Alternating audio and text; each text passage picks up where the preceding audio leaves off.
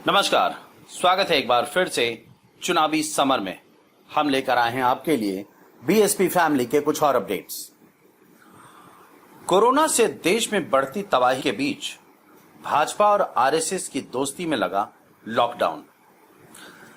जी हां, ऐसा महसूस हो रहा है कि यह लॉकडाउन कोरोना को खत्म करे या ना करे, लेकिन भाजपा और आरएसएस के वर्षों पुरानी दोस्ती को जरूर खत्म कर देगा।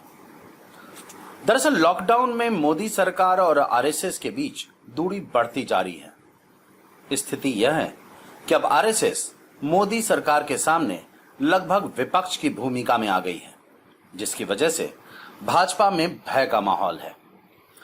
वैसे इस बार आरएसएस ने मोदी सरकार के द्वारा की गई वित्तीय घोषणाओं पर हमला बोला।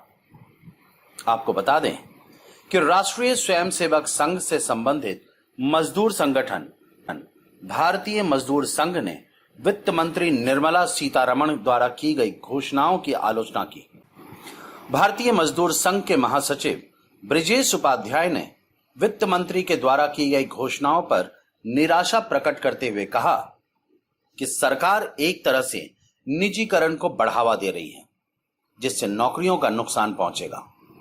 संगठन का कहना है कि कोरोना महामारी के समय सार्वजनिक क्षेत्र बहुत अहम किरदार निभा रहा है, और जब बाजार और निजी संस्थाएं लॉकडाउन के कारण बंद हैं, तो सार्वजनिक क्षेत्र का महत्व और भी बढ़ जाता है।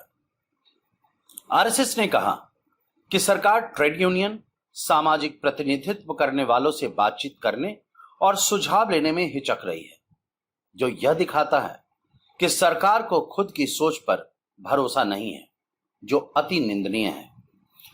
संगठन ने कहा कि ज्यादातर क्षेत्रों में भारतीय मजदूर संघ पहले से ही कॉर्पोरेटकरण और निजीकरण को लेकर आक्रोश में है। आरएसएस ने कहा कि बिना समाज से सुझाव लिए सरकार द्वारा इस तरह का बदलाव करना सही नहीं है।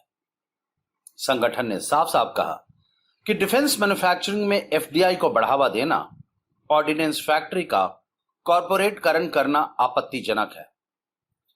अंत में आरएसएस ने मोदी सरकार को जन विरोधी बताते हुए कहा कि सरकार का यह पैकेज जनता के बचे खुचे आत्मविश्वास और हौसले को भी खत्म कर देगा।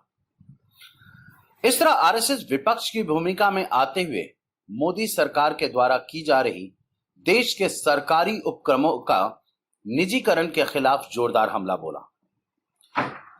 वैसे ऐसा पहली बार नहीं है जब आरएसएस और भाजपा के रिश्तों में खटास बढ़ती हुई नजर आ रही है।